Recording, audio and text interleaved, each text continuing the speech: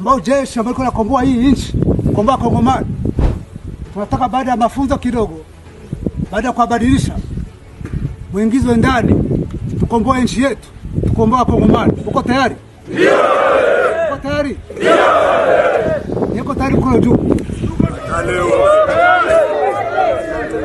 While the battle for Uvira is imminent, there has been a credible deployment of the FARDC Wazalendo troops on one front, and the M23 has also beefed up its deployment southwards in South Kivu to aim at Uvira. But Uvira is not like any other city in eastern DRC.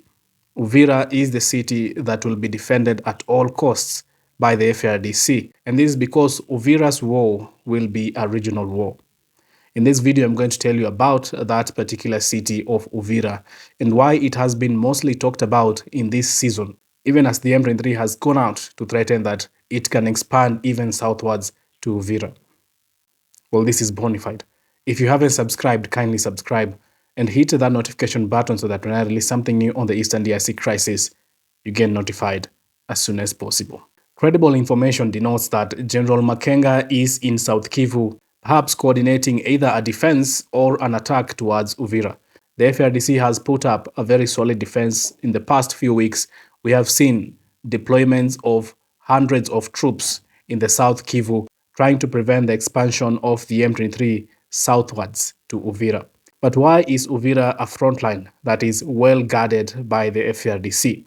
This is because Uvira is not just a city.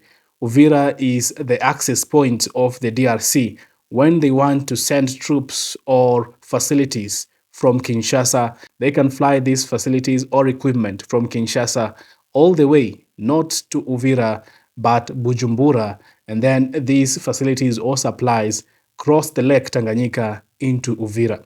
This is why Uvira is a very important city, not only to the FARDC, to the Kinshasa government, but also to the Burundian government. Uvira is the city that is at the border between the DRC and Burundi. And if Uvira falls to the M23, then Burundi will have the M23 at their doorstep. And that is the reason as to why Burundi also has its troops in Eastern DRC. They are saying that they are there to fight the rebels that are in Eastern DRC that want a change of regime in Burundi. But these rebels have not once sought the assistance of the M23. In this war, they are allies. And because there are very many militias in Eastern DRC, these militias, small militias, have their allegiance to either the FARDC or the M23. The M23 has its allies, the FARDC has its allies, like the Wazalendo. Now, we're talking about these Burundian rebels who want a change of regime in Burundi. They are M23 allies in Eastern DRC. And these allies are seen as a threat to the Burundian government as well as the FARDC. Now, if the M23 goes on to take Uvira, then all this is going to play out because Burundi now will see as if their enemies are just right at their doorstep. Uvira is also the third largest city in Eastern DRC. Mind you, the biggest city is Goma, followed by Bukavu, then Uvira. Goma and Bukavu have already been taken by the M23. Then the next frontier here is Uvira, and that is something that the FARDC doesn't want because the M23 has already controlled the economy of Goma, is already controlling the economy of Bukavu. They will not allow the M23 to yet again control the economy of Uvira. This is why that solid defense has been put for the M23 not to expand to Kamanyola, not to go southwards to take Uvira, because this is an entire economy that is controlled by the Kinshasa government.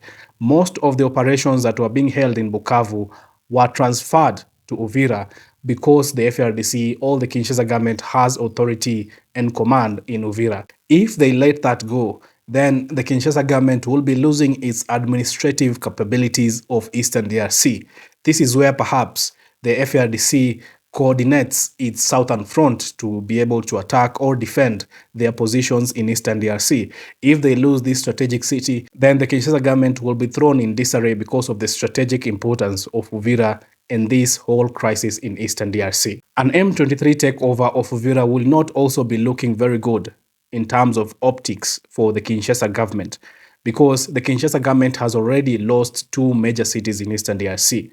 Right now, many in Kinshasa are questioning the capabilities of the government, the strength that Tshisekedi has to fight Eastern DRC, the national cohesion that exists in DRC so that it can fight the war in Eastern DRC. And losing Uvira will now bring up more questions about the capability of the president, the presidency, and as well the government of the day in securing different towns and cities in DRC. Many will see as if the government is incapable, and of course, they will lose the trust that the citizens have on them to be able to maintain law and order in the country.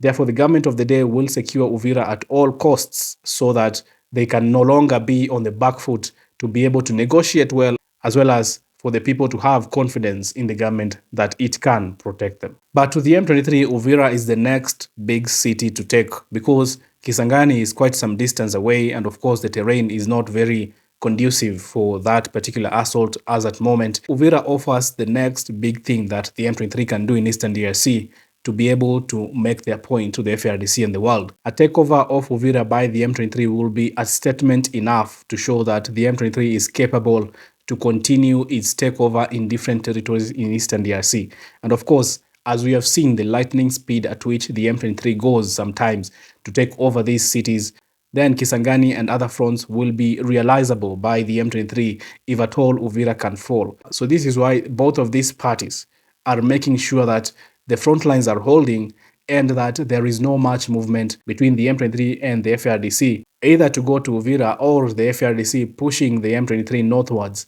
back to Bukavu. Well, I will continue to keep you informed of the latest of what is happening in Eastern DRC right now that the M23 is also threatening to go southwards to Uvira.